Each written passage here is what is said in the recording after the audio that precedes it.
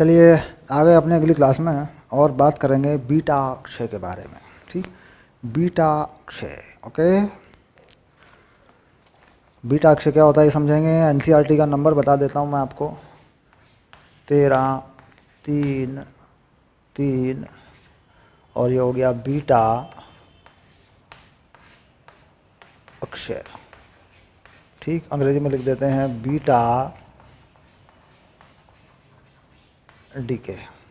ठीक, चलिए beta decay क्या है अब इस बारे में जानते हैं। सबसे पहली चीज जो सामान्य समीकरण है पहले वो लिख देते हैं। देखिए इसको लिख देते हैं पहले, जो एक उदाहरण दिया जाता है उसको लिखते हैं पहले। यहाँ पर फॉस्फोरस 3215 से बनाया गया सल्फर और सल्फर बनाया 3216 और एक इलेक्ट्रॉन का उत्सर्जन किया गया और एक एंटी न्यूट्रिनो निकाला गया। ठीक, यह है अभिक्रिया। ठीक, ये अभिक्रियाएं हम अपनी तरफ से नहीं बना सकते, प्रयोगों के आधार पर जो होती है वही हमें लिखनी होती है, तो इसे याद करना पड़ता है परीक्षाओं के लिए। अब ये जो कण है इसका नाम क्या है? इसका नाम है इलेक्ट्रॉन और ये है एंटी न्यूट्रिनो। इसका नाम क्या है? इसका नाम है इलेक्ट्रॉन। ये आप जानते हैं, और इसका नाम है एंटी न्यूट्रिनो।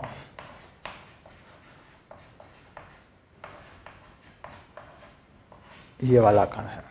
ठीक, अब यहाँ पर अभिक्रिया में जो ऊर्जा निकलती है वो नहीं दिखाई गई है, उसकी कोई ज़रूरत भी नहीं क्योंकि कम निकलती है। लेकिन अच्छा ये है कि हम यहाँ ऊर्जा लिख लें। हम यहाँ क्या करते हैं, एक ऊर्जा लिख सकते हैं। देखो ये लिखती, मैंने लाल रंग से लिखी मैंने ये ऊर्जा, क्यू वैल्यू। अभिक्रिया में ऊर्जा निकलती है क्योंकि गतिज ऊर्जा है, निकलेगी, हर हाल में निकलनी है। ऊर्जा नहीं निकलेगी तो अभिक्रिया होगी कैसे? सीधी सी बात ये है। चलिए अब कुल मिला के बीटा का जो ये हमने लिखा है, ये बीटा अक्षय जो है, इसमें क्या होता है कि न्यूट्रॉन और प्रोटॉन का परिवर्तन, यानी प्रोटॉन और न्यूट्रॉन का आपसी परिवर्तन। ठीक, अब लिखते हैं यदि न्यूट्रॉन या प्रोटॉन का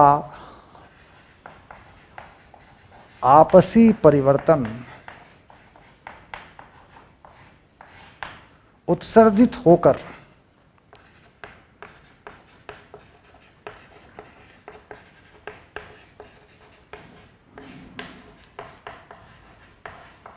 नाभिक से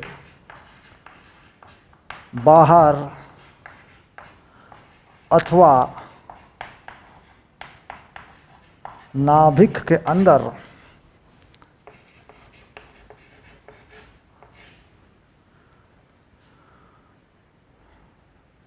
इलेक्ट्रॉन, पॉजिट्रॉन व न्यूट्रिनो, एंटी न्यूट्रिनो में बदलता है तो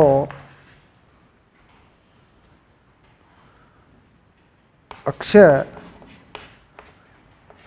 बीटा अक्षय कहलाता है।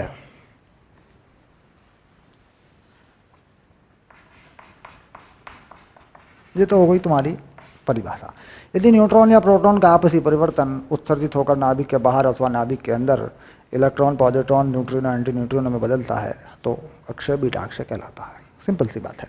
अब पॉजिटिव बीटा डीके यानी बीटा पॉजिटिव क्षय, ठीक कैसा होता है जरा देखें। बीटा पॉजिटिव अक्षय में पॉजिट्रॉन बनता है, यानी पॉजिट्रॉन कैसे बनेगा? देखिए एक प्रोटॉन लेंगे और ये प्रोटॉन पर हम जानते हैं धनात्मक आवेश होता है, एक न्यूट्रॉन में बदलेगा, एक पॉजिट्रॉन में बदलेगा और एक न्यूट्रिनो में बदलेगा। ये है न्यूट्रिनो।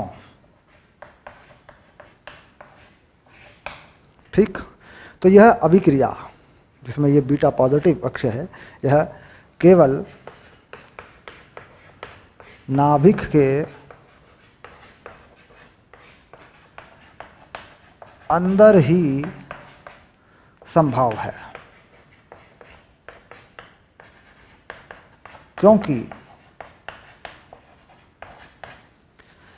m न्यूट्रॉन बड़ा होता है m प्रोटॉन से।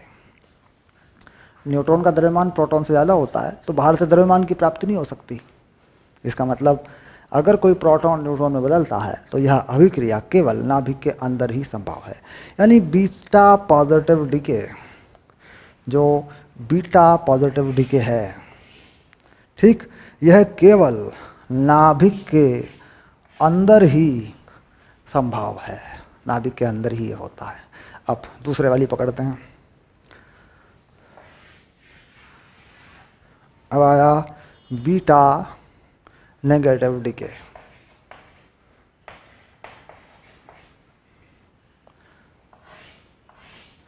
ठीक, अब न्यूट्रॉन का प्रोटॉन में परिवर्तन, बिल्कुल सिंपल सी बात है। एक न्यूट्रॉन जो है बदलता है एक प्रोटॉन में, तो चार्ज इलेक्ट्रॉन निकलेगा और एक निकलेगा एंटी न्यूट्रिनो। ठीक, तो नाम क्या है इसका? Anti neutrino. न्यूट्रॉन का को प्रोटॉन में बदल देने वाला। न्यूट्रॉन प्रोटॉन में बदल गया तो परमाणु क्रमांक संख्या बढ़ जाती है। ठीक, द्रव्यमान संख्या में कोई अंतर नहीं आता। मान लीजिए एक न्यूट्रॉन प्रोटॉन में बदल गया तो नाभिक के अंदर तो द्रव्यमान संख्या में कोई परिवर्तन नहीं हुआ, यानी नाभिक के अंदर न्यूट्रॉनों और प्रोटॉन की जो कुल संख्या है वो नहीं बदली, सिर्फ अंदर एक न्यूट्रॉन प्रोटॉन में बदल गया तो प्रोटॉन बढ़ गया तो परमाणु क्रमांक बढ़ गया, इलेक्ट्रॉन बाहर आ गया। तो ये कण जो बाहर आते हैं ये हैं दोनों, इलेक्ट्रॉन और एंटी न्यूट्रिनो। अब यह अभिक्रिया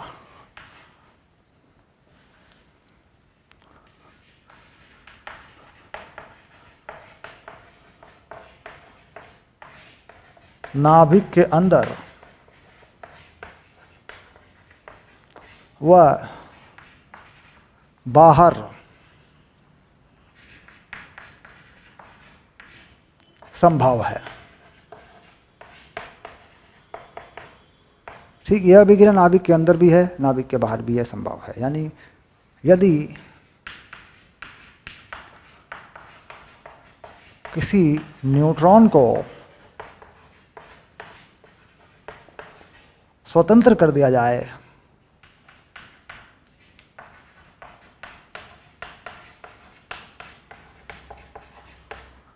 तो वह तुरंत प्रोटॉन में बदल जाता है।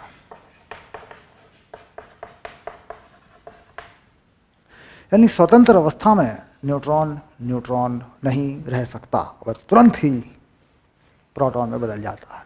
यानी हम कहें भाई एक न्यूट्रॉन को पकड़ के लाओ, ये रहा भाई न्यूट्रॉन, हो ही नहीं सकता। जैसे न्यूट्रॉन नाभिक से स्वतंत्र होगा तुरंत प्रोटॉन दे देगा, इलेक्ट्रॉन को बाहर कर देगा। ठीक, तो कुल मिलाकर ये है बीटा नेगेटिव है। अब अगर बीटा नेगेटिव यहाँ लिखते तो देखिए इसका स्टैंडर्ड इक्वेशन है, ये बीटा नेगेटिव का है। यानी जो समीकरण में लिखा है ये वाला समीकरण, ये वाला जो है ये किसके लिए काम कर रहा है बताओ? ये काम कर रहा है बीटा नेगेटिव के लिए। ठीक, और अगर बीटा पॉजिटिव की बात करें तो बीटा पॉजिटिव में ये घटेगा। ठीक, तो वो उदाहरण है हमारे पास, अभी नहीं यहाँ दे सकते क्योंकि हमें साफ स्पष्ट कोई सा प्रायोगिक उदाहरण नहीं दिया गया कि हम इसे बताएं। ठीक, अब वो भी हम कर सकते हैं।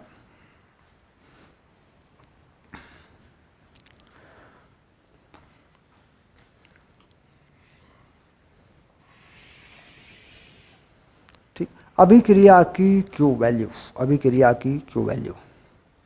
अब ये जो क्यू वैल्यू है ये क्या है?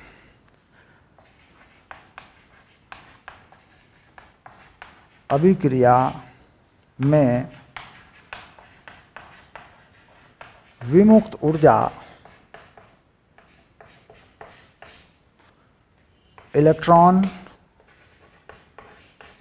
की गतिज ऊर्जा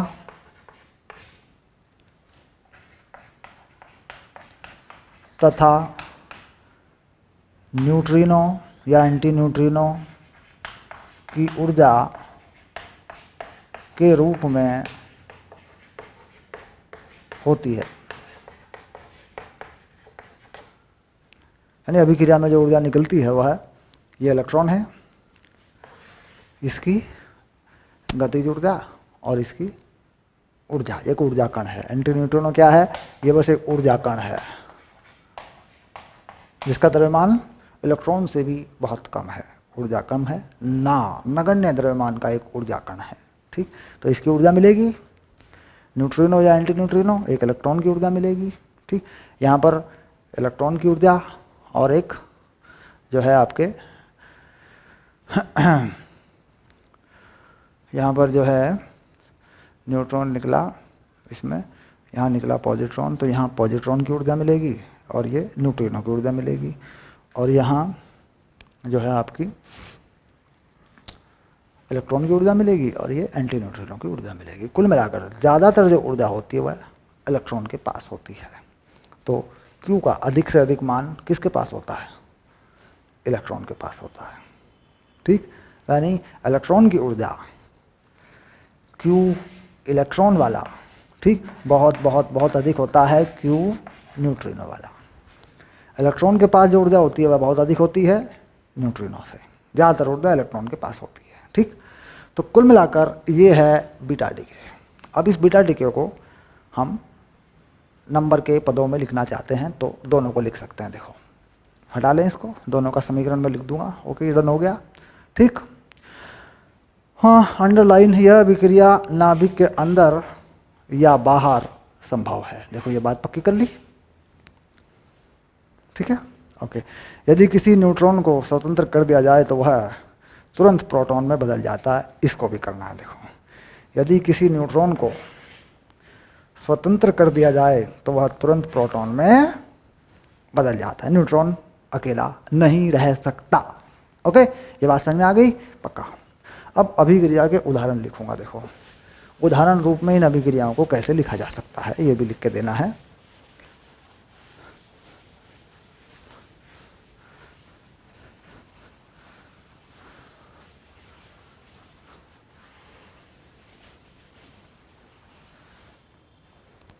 अब यहाँ एक हम लिखते हैं पहले बीटा नेगेटिव क्षय एक्स वाई, ठीक, plus electron plus anti neutrino, ऐसे लिख देंगे। ठीक, और इसके साथ में ऊर्जा भी लिख सकते हैं, क्यू वैल्यू भी लिख सकते हैं। ये देखो, ये लिख दिया मैंने क्यू वैल्यू ऐसे। ठीक, तो यहाँ पर द्रव्यमान संख्या में कोई परिवर्तन नहीं होना, परमाणु संख्या एक नंबर बढ़ जाती है। ठीक, कौन सा डीके है? Beta negative decay, beta negative 6। ठीक, ये है, इसमें हो गया। अब यहाँ पर हम लिख के भी देंगे कि उत्पाद की द्रव्यमान संख्या में कोई परिवर्तन नहीं होता, उसकी परमाणु क्रमांक संख्या बढ़ जाती है, उसका परमाणु क्रमांक बढ़ जाता है। आवर्त सारणी में वह दाईं तरफ खिसक जाता है या एक नंबर अधिक परमाणु क्रमांक का तत्व बन जाता है। ये भी हम लिखते हैं। सोडी फजान का नियम है ना, इस तरह के कुछ नियम आए थे। खैर वो यहाँ नहीं, यहाँ इतना काफ़ी है, लिख दो आप। ठीक है, अब बीटा पॉजिटिव है, इसमें एक्स वाई, एक पॉजिट्रॉन और एक न्यूट्रिनो और एक क्यू वैल्यू, ऐसे। यहाँ ए, यहाँ जेड, तो यहाँ ए वही रहेगा, यहाँ जेड घटेगा। ठीक, क्योंकि इसमें देखिए एक प्रोटॉन हमेशा के लिए एक न्यूट्रॉन में बदल गया है, तो इसका मतलब प्रोटॉन प्रोटॉन नहीं रहा, अब वो न्यूट्रॉन बन चुका है, तो परमाणु क्रमांक घट जाएगा, परमाणु क्रमांक कम हो जाएगा। ठीक, तो यहाँ परमाणु क्रमांक एक नंबर से बढ़ता है, तो यहाँ क्या करें? परमाणु क्रमांक एक बढ़ता है, बस ये लो। और यहाँ परमाणु क्रमांक एक घटता है, फाइनल, ये लो। और द्रव्यमान संख्या में कोई परिवर्तन नहीं होता है। ठीक, चलिए अब अगर हम इस अभिक्रिया की क्यू वैल्यू निकालना चाहते हैं तो हमें कैसे मिलेगी?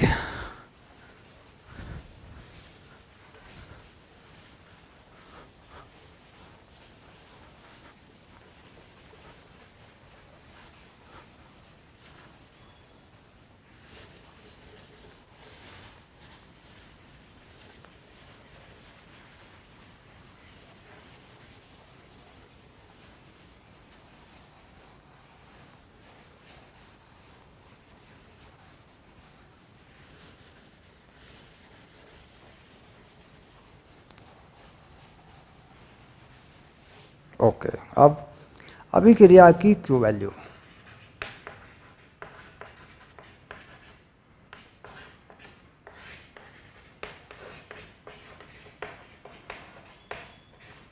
अभिक्रिया की का क्यू मान ऐसे लिख देते हैं, है ना, अभिक्रिया का क्यू मान।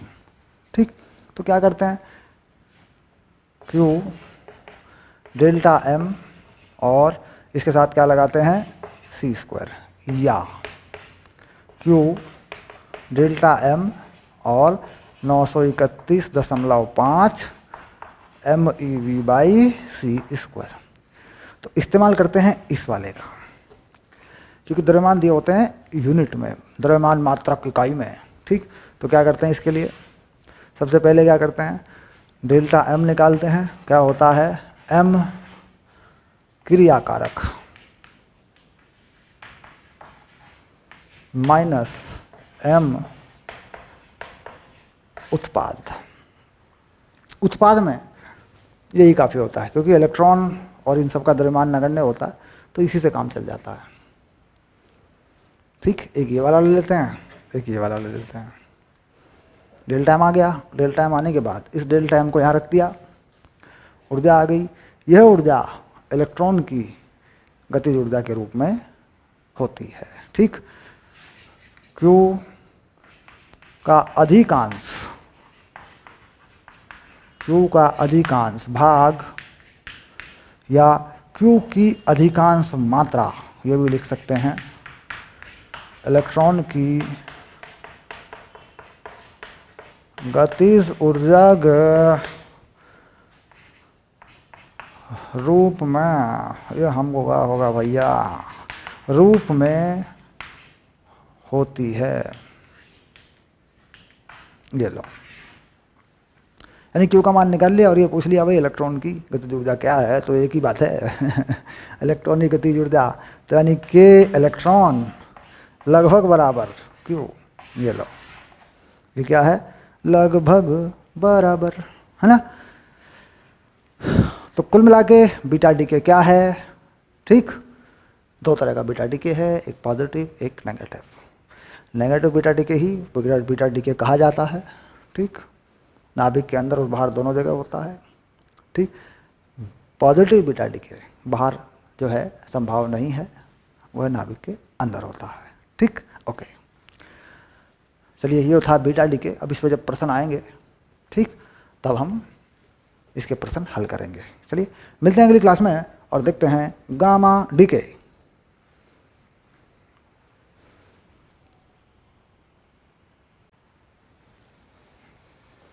चलिए आ गए अपनी क्लास में, हमें पढ़ना है गामा अक्षय, और ये हम पहले से पढ़े हुए हैं, पढ़े लिखे हैं बीटा अक्षय। ठीक, चलिए इसे हटा देते हैं, सिंपल सी बात है।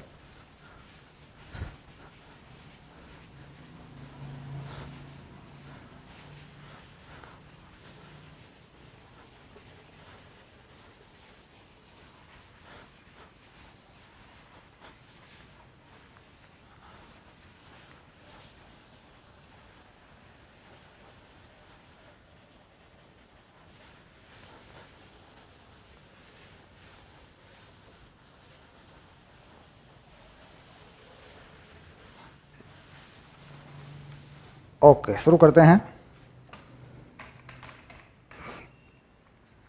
गामा अक्षय 13, 6, 4, एनसीईआरटी में जो पॉइंट है 13, 6, 4, और ये है गामा अक्षय। ठीक, गामा ऐसे लिख देते हैं, ठीक, गामा डीके ऐसे।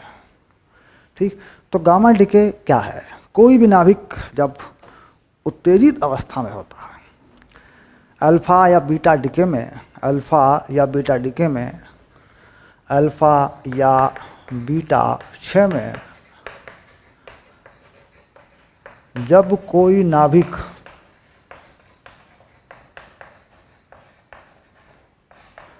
उत्तेजित अवस्था में होता है,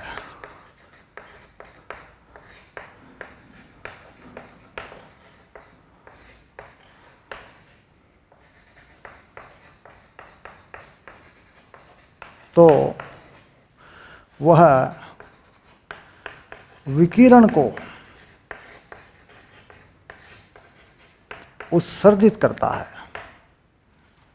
विकिरण को उत्सर्जित करता है, वह सामान्य अवस्था में आने के लिए, ऐसा लिख देते हैं, सामान्य अवस्था में आने के लिए गामा किरणों के रूप में, गामा किरणों के रूप में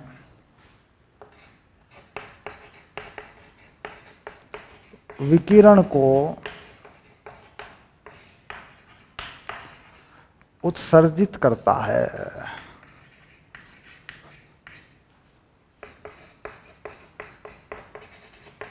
जिसे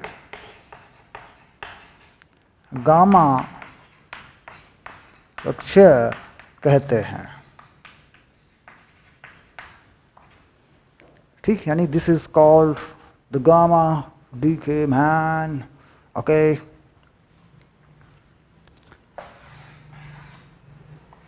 तो ये हो गई परिभाषा। तो परिभाषा हुई तो समीकरण तो कुछ होगा नहीं इसका।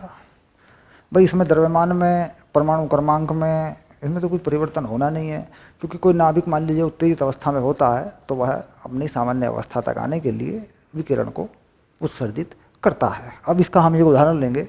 उदाहरण के लिए, क्योंकि उदाहरण से समझना पड़ेगा।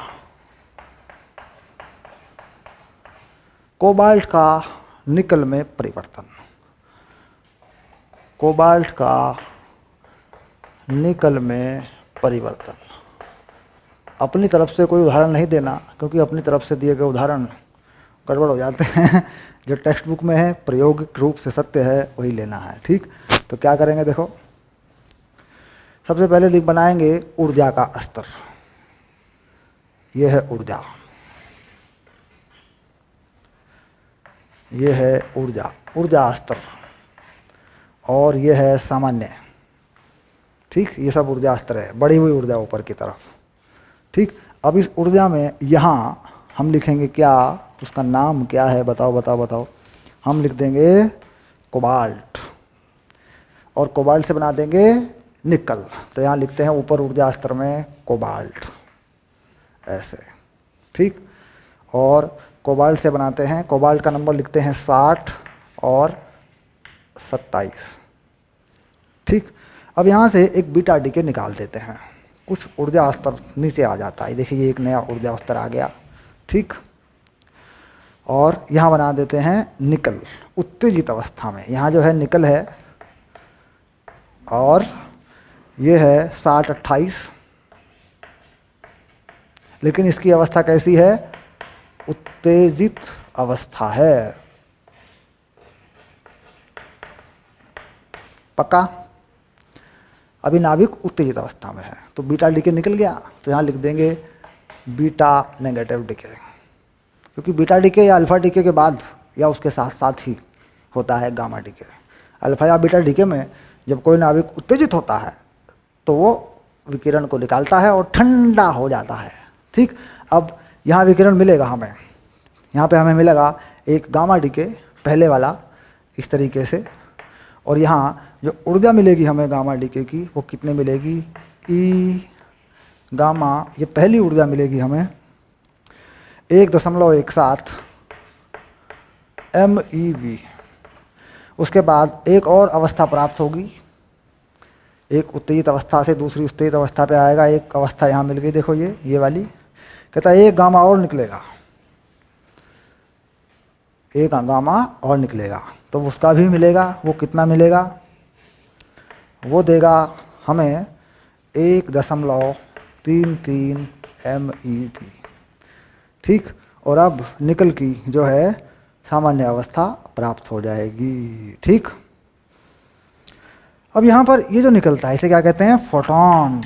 ये फोटॉन है, ये भी फोटॉन है। ठीक, और बीटा डीके में क्या निकलता है, ये तुम्हें पता है बीटा डीके में क्या निकलता है, बताओ। एक इलेक्ट्रॉन निकलता है और एक एंटी न्यूट्रिनो निकलता है और कुछ ऊर्जा निकलती है। ठीक, तो कौन सी ऊर्जा निकलती है, कहाँ से कहाँ तक की ऊर्जा है? कह रहे यहाँ दिखा सकते हैं उस ऊर्जा को आप, कोई दिक्कत नहीं। ये ऊर्जा जो है ये क्यू वैल्यू, ये ऊर्जा है, ये पहले फोटोन की ऊर्जा है, ठीक 1.17, ये दूसरे फोटोन की ऊर्जा है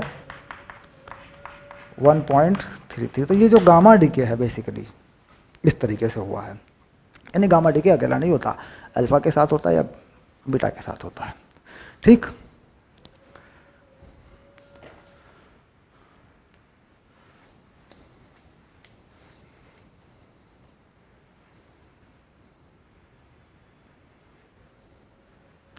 अब ये बात क्लियर हो गई कि भाई बीटा डीके के लिए उदाहरण आएगा, तो यहाँ लिख देते हैं, इसकी कहानी लिख देते हैं। यदि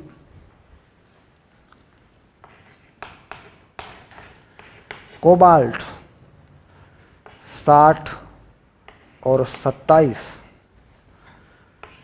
बीटा अक्षय करके निकिल 60-28 में बदल जाए तो यह अपनी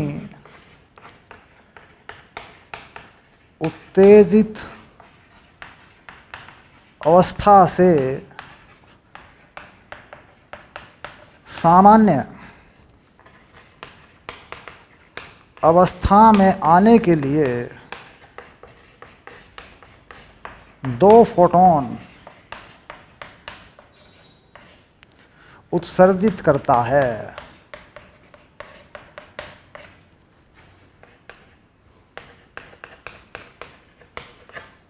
ठीक, ये हो गया।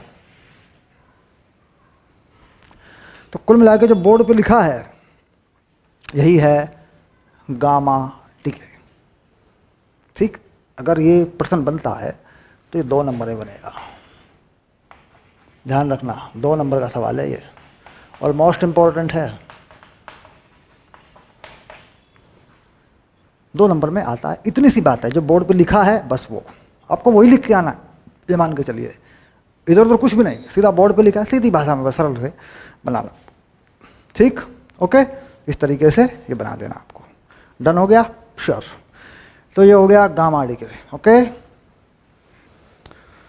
अब हम देखते हैं कि क्या गामा डीके पर कोई उदाहरण है जी। नहीं, यहाँ कोई उदाहरण नहीं है गामा डीके पर।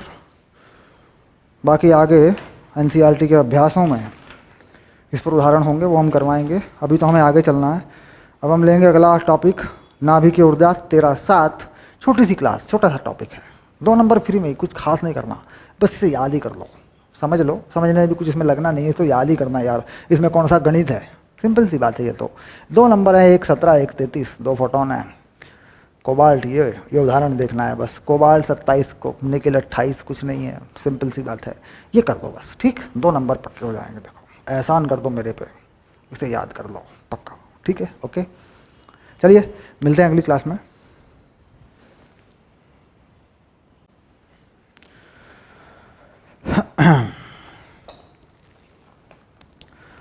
चलिए आगे अपनी अगली क्लास में, और अगला टॉपिक है हमारा 13-7 नाभिकीय ऊर्जा। एनसीईआरटी के अनुसार ये टॉपिक है 13-7, और इसे कह रहे हैं नाभिकीय ऊर्जा। अंग्रेजी में कहते हैं कि nuclear energy, okay, nuclear energy, okay. अब इसे समझना है, ठीक। नाभिकों की बंधन ऊर्जा में परिवर्तन, नाभिकों की बंधन ऊर्जा में परिवर्तन, यानी जब कोई नाभिक एक से दूसरे में बदलता है, यानी एक नाभिक दूसरे नाभिक में बदलता है, तो या तो ऊर्जा लेगा या ऊर्जा देगा, सीधी सी बात है। और यह यदि एक अभिक्रिया के रूप में होता है तो उस अभिक्रिया में ऊर्जा ली जाएगी या उस अभिक्रिया में ऊर्जा मुक्त होगी। यह ऊर्जा उत्पादों की गतिज ऊर्जा के रूप में मुक्त होती है। अगर मुक्त होती है तो, अगर हमें इसे देना है तो हम इसे उष्मा के रूप में गर्म करके भी दे सकते हैं। ऊर्जा किसी भी रूप में दी जा सकती है। ऊर्जा तुल्यता के संबंध में ये कहीं नहीं लिखा कि ये इस रूप में ऊर्जा है। ऊर्जा का मतलब एक प्राकृतिक स्वभाव है। ऊर्जा एक प्राकृतिक स्वभाव है, किसी भी रूप में उसका लेन देन हो सकता है।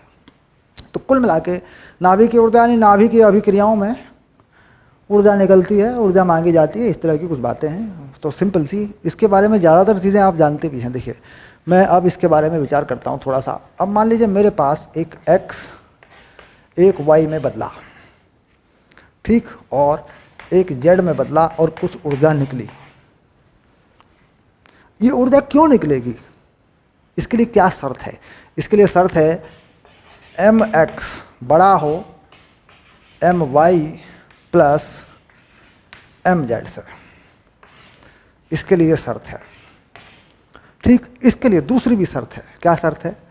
इसको उल्टा घुमा दो, e b y e b z और e b x, यानी बंधन ऊर्जा जो है, दो इस तरफ की जोड़ के देखेंगे कुल बंधन ऊर्जा वो ज़्यादा होनी चाहिए इस तरफ से। तो यानी उत्पादों की बंधन ऊर्जा ज़्यादा हो तो भी ऊर्जा निकलेगी, ठीक। और अगर क्रिया कारक का द्रव्यमान ज़्यादा हो तो भी ऊर्जा निकलेगी। इस चीज़ को ध्यान से पढ़ लो। m का द्रव्यमान थोड़ा कम हुआ, y और z बने। m का द्रव्यमान थोड़ा कम हुआ, y और z बने। तो जो द्रव्यमान में कमी आई वह ऊर्जा के रूप में निकली। डन। x की जो कुल बंधन ऊर्जा है उससे ज़्यादा बंधन ऊर्जा के पदार्थ बने तो भी ऊर्जा मुक्त हुई। क्यों? क्योंकि बंधन ऊर्जा वह ऊर्जा है जो नाभिक से निकालनी पड़ती है नाभिक को बनाने के लिए। यानी इस नाभिक को बनाने के लिए जो ऊर्जा हमें निकालनी पड़ी उसमें से थोड़ी सी और निकालनी पड़ी, तब हमने y और z बनाए। तो इसका मतलब ऊर्जा मुक्त होगी। x की कुल बंधन ऊर्जा में से, यानी x में से ऊर्जा और निकालनी पड़ी, तब अधिक बंधन ऊर्जा के प्राप्त पदार्थ बने। तो कितनी निकालनी पड़ी? कहता है बंधन ऊर्जा घटा लो। तो जब हम बंधन ऊर्जा से अभिक्रिया का Q मान निकालते हैं तो ऊर्जा उत्पादों में से क्रिया कारकों की घटाई जाती है, क्योंकि क्रिया कारकों की बंधन ऊर्जा अधिक होती है, तब ये मान धनात्मक होता है। यानी ऊर्जा विमुक्त होती है तब उत्पादों की बंधन ऊर्जा अधिक होती है, तब होती है, क्योंकि नाभिक से ऊर्जा और निकालनी पड़ती है। और द्रव्यमान अगर कम होता है तो वह द्रव्यमान ऊर्जा में बदला हुआ होता है, तब भी यह ऊर्जा मुक्त होती है।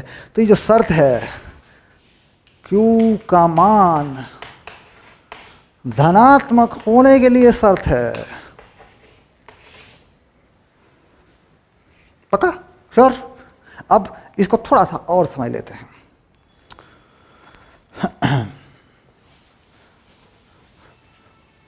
देखिए, द्रव्यमान से तो साफ हुआ, द्रव्यमान से तो साफ हुआ भाई, ये क्रिया कारक पदार्थ है, इसका द्रव्यमान थोड़ा घटेगा, उत्पादों से थोड़ा ज़्यादा होगा तो वो वही इक्वल टू mc² में बदलेगा, ऊर्जा निकल जाएगी। समझ में आता है ये चीज़, इसको समझना है। ये भी समझ में आता है मोटा मोटा समझे तो, क्योंकि नाभिक की बंधन ऊर्जा, नाभिक में से ऊर्जा निकाल लो तो ही वही होती है नाभिक की बंधन ऊर्जा।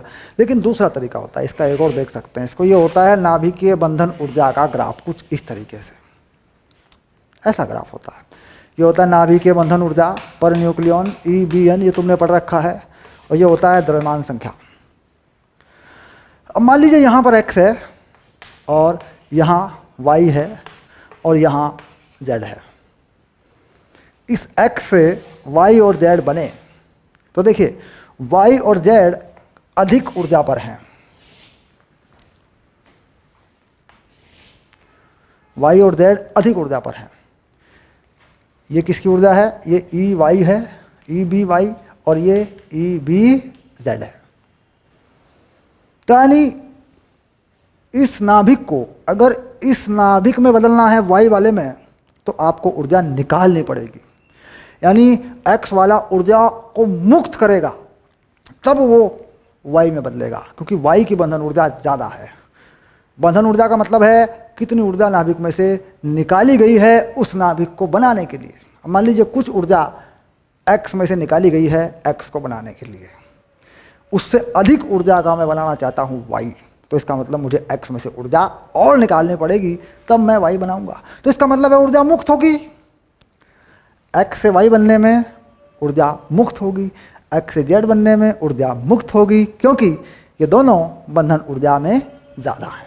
तो कुल मिला के जब बंधन ऊर्जा से घटाते हैं तो उत्पादों में से क्रियाकारकों को घटा देते हैं, और जब द्रव्यमान पे घटाते हैं तो जानते हैं क्रियाकारक में से उत्पादों का द्रव्यमान घटा देते हैं, क्यू वैल्यू मिल जाती है। क्या काम करता है, कौन सा फार्मूला काम करता है, ये आप जानते हैं। अगर आप द्रव्यमान को यूनिट में लेते हैं तो यूनिट के द्रव्यमान में क्या लगाते हैं,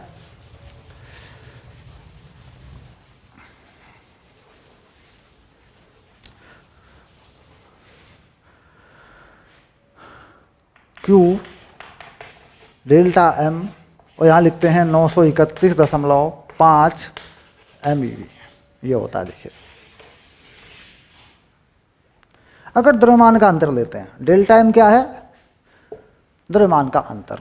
डेल्टा M तुम पढ़ चुके हो, बहुत अच्छे से पढ़ चुके हो। डेल्टा M क्या है, डेल्टा M क्रियाकारक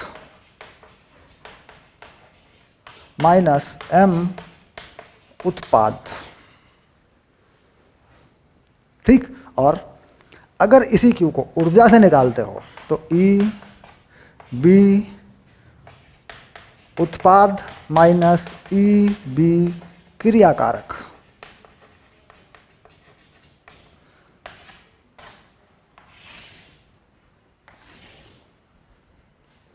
उत्पादों में से क्रियाकारक घटा दिया, बंधन ऊर्जा घटा दी, ठीक।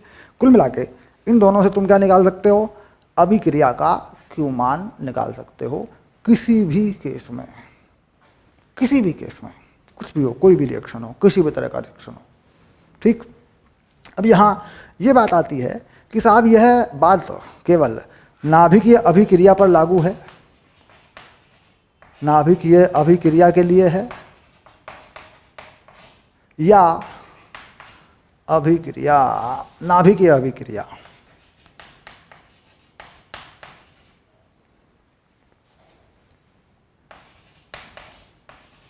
व रासायनिक अभिक्रिया,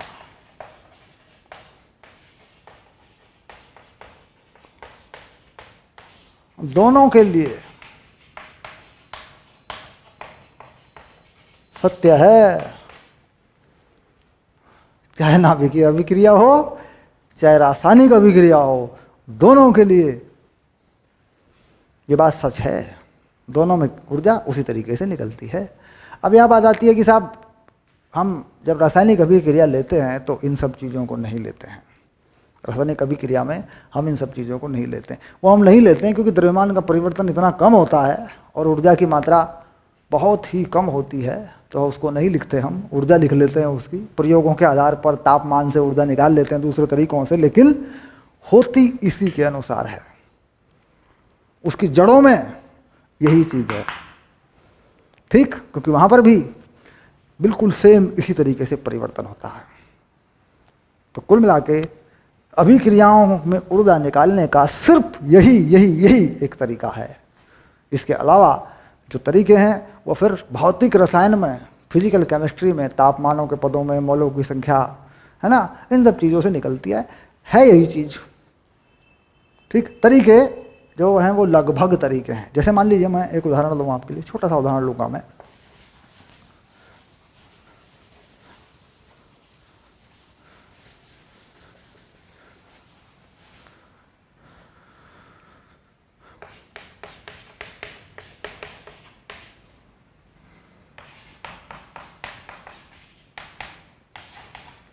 ये हैबर विधि से अमोनिया बनाने का तरीका है।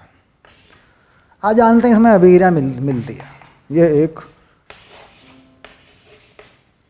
ऊष्माक्षेपी अभिक्रिया है, यह एक ऊष्माक्षेपी अभिक्रिया, बहुत सारी हीट इसमें निकलती है, अधिक ताप दाब या, ठीक। कुल मिलाकर ये जो निकलती है ऊष्मा, ठीक, इसके पीछे का कारण, वास्तविक कारण जो है वो यही है कि इधर के द्रव्यमान में से इधर का द्रव्यमान घटा दिया जाए, उत्तर बिल्कुल ठीक आएगा, बिल्कुल एकदम ओके। होता क्या है कि इनके द्रव्यमान हमारे पास नहीं होते सबके। भाई अमोनिया का सही मायने में द्रव्यमान हमें क्या पता यूनिट में कितना है, क्योंकि हम तो परमाणु द्रव्यमान संख्या से ही इसका द्रव्यमान बना लेते हैं। देखो अमोनिया N कितना 14, H कितना 3, तो हम कहते हैं साहब 17 ग्राम होगा, 17 ग्राम होगा 1 मोल का। ये क्या है, गलत है यार, ये तो द्रव्यमान संख्या है, ये तो लगभग है। 1 मोल में 17 ग्राम, ये तो लगभग है, ये सही मायने में द्रव्यमान थोड़ी है। द्रव्यमान नाभिक का अध्याय पढ़ने के बाद आप जानते हैं कि द्रव्यमान क्या होता है। ठीक, ओके, डन। द्रव्यमान का मतलब तराजू में तोल कर निकाला गया सही द्रव्यमान, वो मैं उसकी बात कर रहा हूँ। चलिए, कुल मिलाकर रासायनिक अभिक्रिया हो या कोई भी हो, ऊर्जा का ये नियम सब पे सच है, ठीक, सबके लिए सत्य है।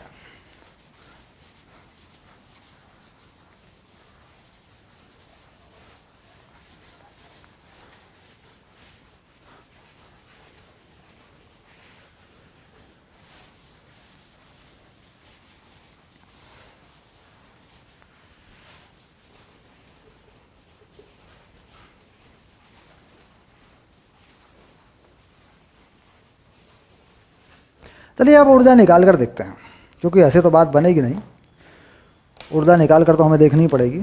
चलिए,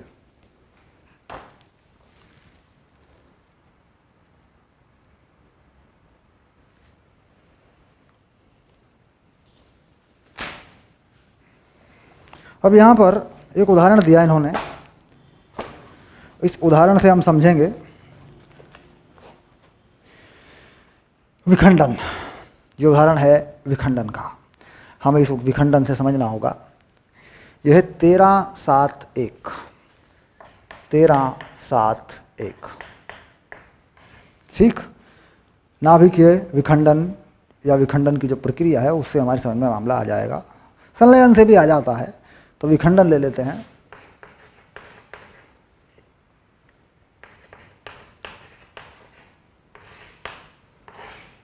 न्यूक्लियर फ्यूजन, ये देखिए, ठीक। अब इसमें क्या कहता है, ये कहता है कि अगर न्यूट्रॉन की टक्कर करवा दें यूरेनियम पर तो यह 2 छोटे नाभिकों में बट जाता है, 3 न्यूट्रॉन भी मिलते हैं और ढेर सारी ऊर्जा भी मिलती है। अब ये कैसे हो रहा है देखिए,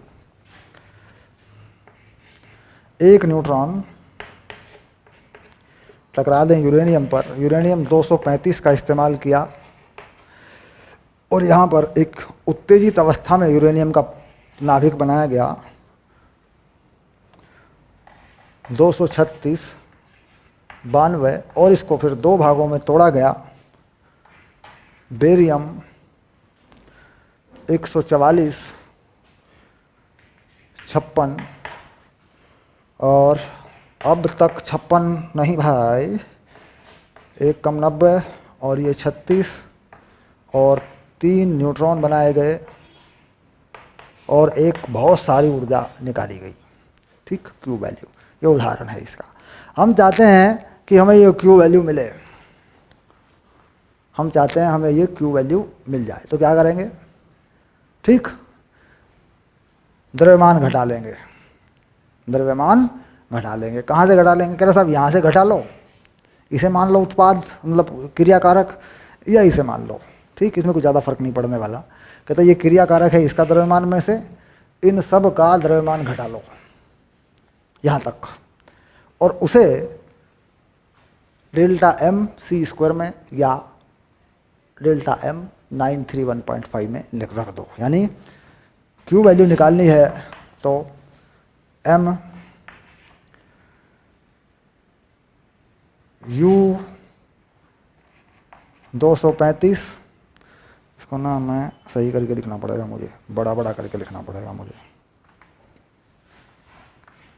M U 235, 92 plus M neutron 10 में से घटा दो इन सब का, m barium, m krypton plus 3m neutron, और इसे जो है इसे पूरी वैल्यू को, इस पूरी वैल्यू को गुणा कर दो 931.5, तो यह आ जाएगा MeV/c²।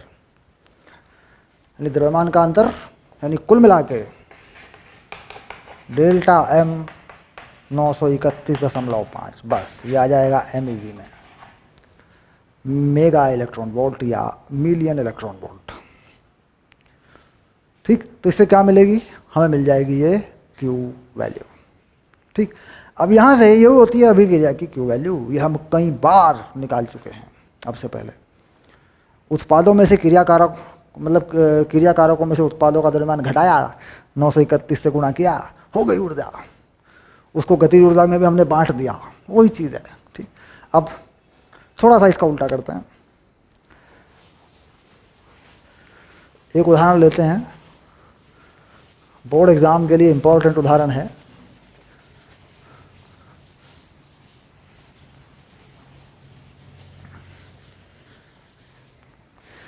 ये उदाहरण जो मैं करा रहा हूँ ये बोर्ड एग्जाम के लिए इंपॉर्टेंट है, बोर्ड एग्जाम इंपॉर्टेंट, इसको पक्का याद कर लेना और इसको समझ लेना, और मुझ पे बड़ी दया होगी तुम्हारी, बड़ी दया होगी, क्योंकि अगर तुम ये कर लोगे तो इंपॉर्टेंट है, बाद में याद करोगे यार विक्रम सर ने यार याद करवाया था यार ये वाला, पक्का। ठीक है, हर चैप्टर में ऐसी चीज़ें हैं, मैं बताता हूँ, मतलब अगर पूरा कोर्स पढ़ लिया ना तो पता चल जाएगा बोर्ड में क्या है। चलिए, ये कह रहा है कि एक तत्व 240 वाला 120 के 2 खंडों में विखंडित होता है। यानी एक तत्व है हमारे पास X जो 240 वाला है, ठीक, और ये 120 में और 120 के 2 में विखंडित हो जाता है, और इसकी Q वैल्यू ज्ञात कीजिए। Y में बना, ठीक, A के लिए EBN का मान, ठीक, 240 वाले के लिए EBN का मान, इसका जो EBN है बनी बंधन ऊर्जा पर न्यूक्लियन, एक न्यूक्लियन जो है, इसका जो EBN है X वाले का, वो बता रहे हैं 7.6 MeV, ये इसका बता रहे हैं, देखिए, और इन दोनों का बताया है 8.5, यानी EBNY EBNZ बराबर 8.5 MeV। देखिए ये आ गया, कह रहा ऊर्जा कितनी मुक्त होगी ये बताइए। अब ये जो ऊर्जा देखिए दे रखी है, X की बंधन ऊर्जा प्रति न्यूक्लियन कितनी है, 7.6, तो इसकी बंधन ऊर्जा कितनी होगी भाई, EBN binding energy per nucleon, BN binding energy per nucleon कितनी है, 7.6 प्रति न्यूक्लियन। तो कितने न्यूक्लियन है इसमें, 240, तो इसकी हो गई 240 गुना 7.6 MeV। ये बन गया इसका EBX, पक्का, ये क्रियाकारक का हो गया, डन। आगे चलिए इसकी देखते हैं, इसका EB कितना बनेगा, EBX, EBY और EBZ है ना,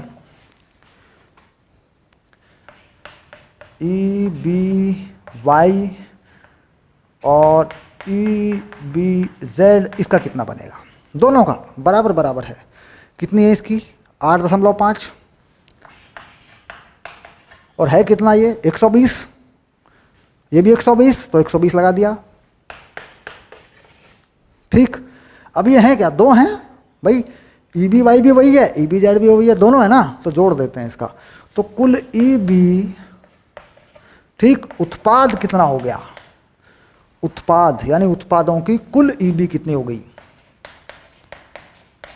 कितनी होगी, देखो 240 गुना 8.5 MeV, देखो हो गई कि नहीं होगी, 120 एक का है, 120 एक का है, और बंधन ऊर्जा प्रति न्यूक्लियन 8.5 है एक की, तो इतनी हो जाएगी। देखो कुल 240 है।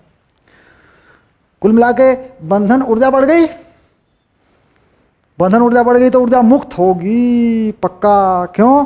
क्योंकि नाभिक की बंधन ऊर्जा, जब अधिक बंधन ऊर्जा का नाभिक जब बनाते हैं तो इसका मतलब ऊर्जा मुक्त होती है। नाभिक में से ऊर्जा और निकालनी पड़ती है, वही होती है, क्योंकि जो नाभिक की ऊर्जा, जितनी ऊर्जा नाभिक में से निकाली भी होती है वही होती है बंधन ऊर्जा। मेरी जेब में से 50 रुपये निकाल लिए, 50 रुपये बंधन ऊर्जा है। मेरी जेब में तुमने 10 रुपये और निकाल लिए तो 60 रुपये बंधन ऊर्जा है। इसका मतलब अधिक बंधन ऊर्जा की तरफ बढ़ रहा हूं तो और निकाल रहा हूं। सिंपल सी बात हो गई। कुल मिला के अब Q का मान कितना आ गया? Q का मान बताओ। 240, 8.5, 7.6, बस ये आ गया। लो 240 कितना बचेगा? हाँ 15 में से 6 गए 9, 0.9 कितना हो गया? 24 गुना 9 तो कितना हो गया? 9 चौक 36, 9 दूनी 18 और 3 21, ये आ गया। लो 216 MeV, 216 मिलियन इलेक्ट्रॉन वोल्ट। ठीक, तो कुल मिला के इस अभिक्रिया में कितनी ऊर्जा मुक्त होगी? ये रही उत्तर, ये रहा। यानी ऊर्जा निकालने के दो तरीके। अगर बंधन ऊर्जा है तो उत्पादों में से क्रिया कारक घटा दो, और अगर द्रव्यमान है तो क्रिया कारकों में से उत्पादों का द्रव्यमान घटा के उसे 931.5 से गुणा कर दो, जो कि एक यूनिट है ऊर्जा की। E = mc² में जो m है और c² है उसमें, फिर बता देता हूँ, इसमें अक्सर तुम गलती करते हो। अगर तुम Q निकालते हो तो डेल्टा m c² का मतलब है डेल्टा m 931.5 MeV। इसका मतलब यही है। इसमें मास यूनिट में लगाना है, इसमें मास किलोग्राम में होता है। तो किलोग्राम में लगाने में हम फंस जाते हैं, लंबी प्रक्रिया हो जाती है। तो हम क्या करते हैं, यूनिट में मास हमें दिए होते हैं सारे, उन्हीं को घटा लेते हैं और 931.5 से गुणा कर देते हैं। ओके चलो पक्का, बाकी सवाल करके दिखाऊंगा तो क्लियर हो जाएगा। ठीक है, डन हो गया। ओके